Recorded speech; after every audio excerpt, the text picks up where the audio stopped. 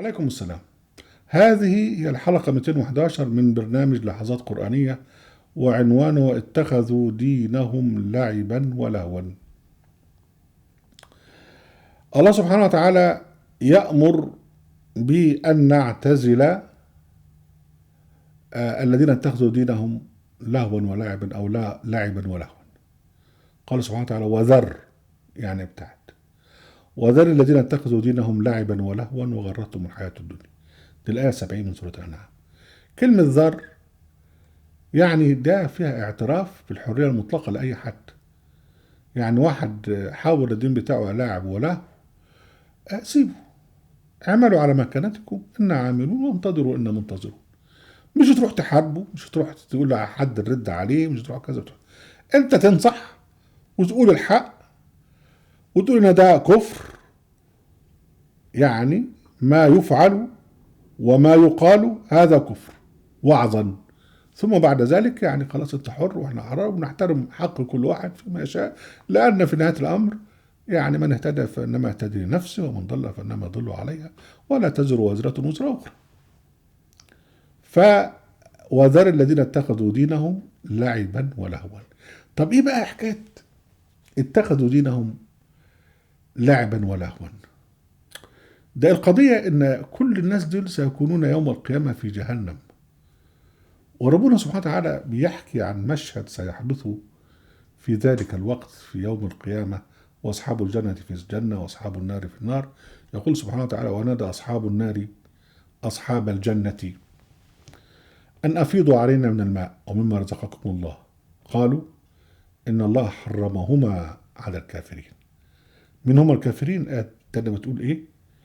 الذين اتخذوا دينهم لهوا ولعبا وغرتهم الحياة الدنيا فاليوم ننساهم كما نسوا لقاء يومهم هذا وما كانوا بآياتنا يجحدون. الآية اللي بعد كده ولقد جئناهم بكتاب فصلناه على علم هدى، اللي هو القرآن الكريم. يعني ده بقى خصوص للمحمدين بذات، اللي هو ربنا بعت لهم كتاب القرآن الكريم مفصل على علم وعلى هدى، ومع ذلك تركوا القرآن واتخذوه مهجورا واتخذوا دينهم لهوا ولعبا. أحبتي، دين الله الحق لا مجال فيه للهو واللعب، هو طاعة وخشوع. الصلاة فيها خشوع، قد أفلح المؤمنون الذين هم في صلاتهم خاشعون.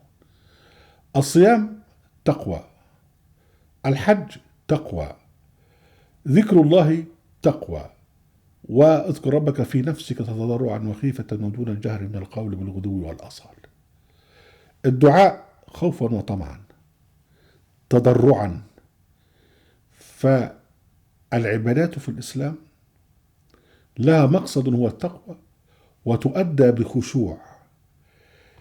يتحول هذا في الدين الأرضي إلى لعب ولهو ومزيكا وهيصة وتمام التمام.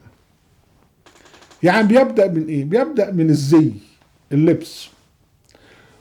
كل أتباع الديانات الأرضية بكلهم أئمة، وكل الأئمة بتوعهم أو رجال الدين بتوعهم أو الكهنوت بتاعهم كل لابس لبس معين مختلف عن بقية الناس. حباية جنولة كده طويلة وبتاع يحطوا على راسه، تختلف الألوان والأشكال لكن هو نفس الطقم. يعني اللبس بتاع الإمام الشيعي العمة والبتاع السوداء، واللبس بتاع القسيس عمة وجونيلا برضو، واللبس بتوع الأزهر عمة وبتاع برضو، عبارة عن جونيلا وبتاع يحطها على راسه. لما تبص بقى إلى رأس الكهنوت بقى بيلبس لبس يضحك. يعني انسى حكاية التقديس دي كلها، وبص بقى ببصة أو نظرة ساخرة إلى البابا مثلا لابسين اللبس اللي هو المفشلك ده، يعني حاجة تضحك. يعني ده لهو ولعب. بعد كده هتلاقي من بعد الزي هتلاقي الشعائر بتاعتها عبارة عن شيء يضحك. يعني ربنا سبحانه وتعالى يقول واذكر ربك في نفسك تضرعا وخيفة ودون جهر من القول. هم يحولوا الذكر الجماعة الصوفية وغيرهم إلى رقص وغنى. ربنا سبحانه وتعالى يقول الذين آتيناهم الكتاب يتلونه حق تلاوته أولئك يؤمنون به هم يحولون القرآن إلى تجويد وإلى أغنية ومذكرة بقى موسيقية، التجويد وإدغام بغنى وإدغام بكذا إلى آخره. على فكرة لا بأس من اللهو واللعب، وتفرح وتنبسط وكل حاجة، بس خارج الدين. يعني لا تحول الدين إلى لهو ولعب، بمعنى إن الأغاني الدينية دي حرام وكفر، لأن المفروض الدين كله خشوع. لكن ممكن تسمع فيروز، ممكن تسمع عبد الوهاب، ممكن تسمع عبد الحليم، عبد الحفيظ، أي حاجة. يعني خارج الدين لك أن تتمتع تمتعا حلالا لأن مش حرام. لكن في الدين لا، أنت تعبد الله جل وعلا كما أمر الله جل وعلا، أن تخشع له وأن تخضع له. هذا هو دين الله. أما أن تحول دين الله إلى لهو ولعب، وبين تيجي في الحاجات العلمانية إلى الغذاء العلماني وتحرمه، ده بقى شغل شيطان، شغل شوشو. أهلا بكم أحبتي في برنامجنا لحظات قرآنية، وفي موقعنا أهل القرآن، وفي قناة أهل القرآن. لا تنسوا المشاركة في القناة، وأن تدخلوا إلى الموقع أهل القرآن، وأن تعملوا شير ولايك. وعليكم السلام.